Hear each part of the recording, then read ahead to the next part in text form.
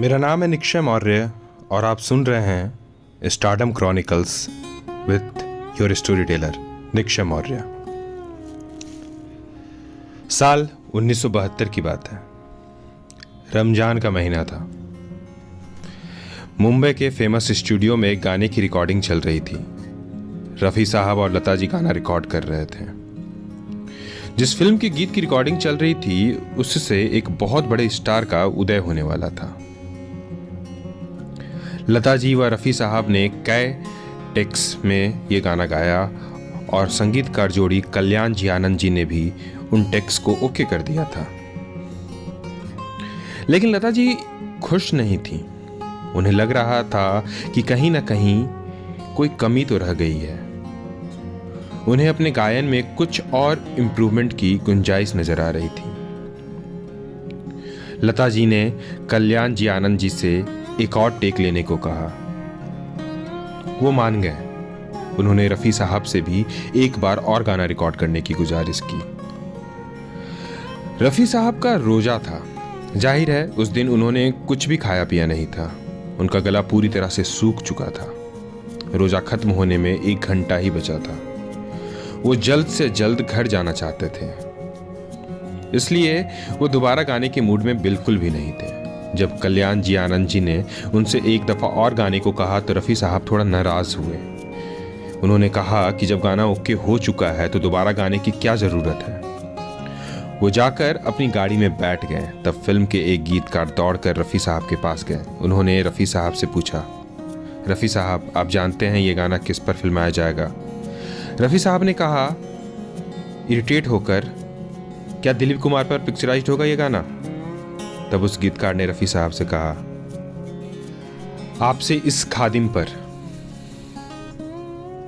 रफ़ी साहब हैरान हो गए और उनका गुस्सा भी एक पल में काफूर हो गया। उन्होंने गीतकार से कहा, अरे तूने मुझे पहले क्यों नहीं बताया?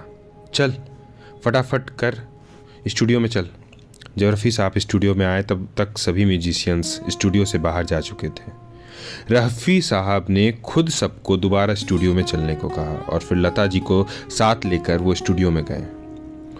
उन्होंने 2 टेक में गाना रिकॉर्ड किया और इस दफ़ा उन्होंने अपनी आवाज़ कुछ इस तरह से मॉड्यूल की कि वो उस गीतकार पर एकदम फिट लगे। वो गीत था जंजीर फिल्म का, दीवाने हैं दीवानों को न घर चाहिए न दर चाहिए, मोहब्बत भरी एक नज़र चाहिए। और फिल्म थी जंजीर। वो जंजीर जिसने हिंदी सिनेमा को अमिताभ बच्चन नाम का स्टार ऑफ द मिलेनियम दिया। और वो गीतकार जिसकी गुजारिश पर रफ़ी साहब ने दोबारा वो गीत रिकॉर्ड किया था वो थे गुलशन बावरा। गुलशन बावरा ने ही जंजीर फिल्म का कालजयी गीत यारी है ईमान मेरा यार मेरी ज़िंदगी लिखा था। 12 अप्रैल 1937 को गुलशन बावरा जी का जन्म लाहौर के पास स्थित शेखपुरा नामक कस्बे में हुआ था। आज ये जगह पाकिस्तान में है और अब कस्बे से शहर बन चुकी है। गुलशन बावरा जी का पूरा नाम गुलशन कुमार मेहता था। तो ये गुलशन कुमार मेहता के गुलशन बावरा कैसे बने, ये किस्सा भी दिलचस्प है, आपको पसंद आएगा। चलिए बताता हूँ, ये भी बताता हूँ।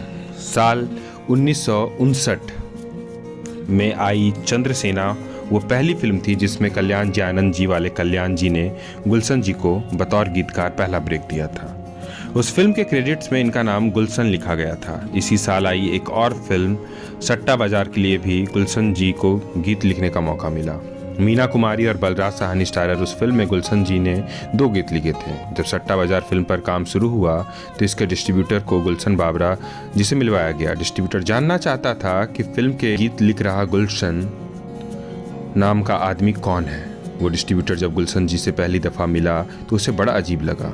इनके बाल बिखरे हुए थे और इन्होंने कपड़े भी कुछ अजीब तरह के पहने हुए थे। इस डिस्ट्रीब्यूटर को यकीन ही नहीं हुआ कि ये आदमी गीत लिख सकता है। उसने कहा, अरे ये तो बाबरा लगता है, बाबरा ये क्या गीत लिखेगा? बस मिल गया गुलशन के नाम को बाबरा और ये हो गया गुलशन बावरा। गुलशन बावरा जी गीतकार होने के साथ साथ बहुत अच्छे एक्टर भी थे। उन्होंने कई फिल्मों में चरित्र किरदार निभाए थे। गुलशन जी की कहानी में बताने के लिए अभी तो बहुत कुछ है, लेकिन वो सब फिर कभी। ऐसे ही अन्य जानकारी के लिए सुनते रहिए stardom chronicles with Nikshay Maurya. ऐसी जानकारी यहाँ आती रहती है, हम सुनाते रहते हैं। आपको अच्छा लगे तो लाइक करें, शेयर करें, सब्सक्राइब करें। हमारा कमेंट बॉक्स खुला है। आप कभी भी कुछ भी कहना चाहते हैं तो कह सकते हैं। धन्यवाद।